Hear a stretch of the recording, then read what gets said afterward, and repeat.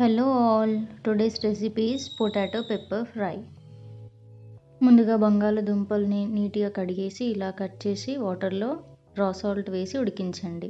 ఇలా ఉడికిపోయిన తర్వాత పొట్టు తీసేసి కట్ చేసి పెట్టుకోండి. ఒక పెద్ద సైజ్ ఆనియన్, ఒక 4 పచ్చిమిర్చి, కొంచెం కరివేపాకు. ఆ తర్వాత ఒక ప్యాన్ పెట్టి ఆయిల్ వేసి జీలకర్ర, ఆవాలు, 5-6 వెల్లుల్లి రెబ్బలు వేసి వేయించుకోండి.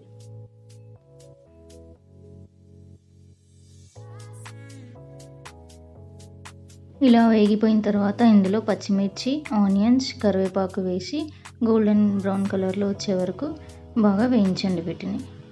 అలా వేగిపోయిన తర్వాత ఇందులో కొంచెం పసుపు, ఒక 2 స్పూన్ల అల్లం, 1 స్పూన్ పెప్పర్ పౌడర్ వేసి కలిపేసేయండి.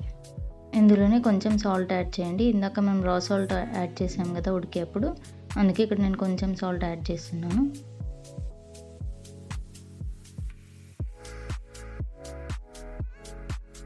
ఇందులోనే కొంచెం మసాలా యాడ్ చేస్తున్నాను. ఆ తర్వాత ఉడికించి కట్ చేసి పెట్టుకున్న పొటాటోస్ని కలిపేసి ఒక 3 మినిట్స్ మూత పెట్టేసి ఉడకనివ్వండి. ఆ తర్వాత మూత తీసేసి పైనుంచి కొత్తిమీర వేసుకుంటే పొటాటో పెప్పర్ ఫ్రై రెడీ.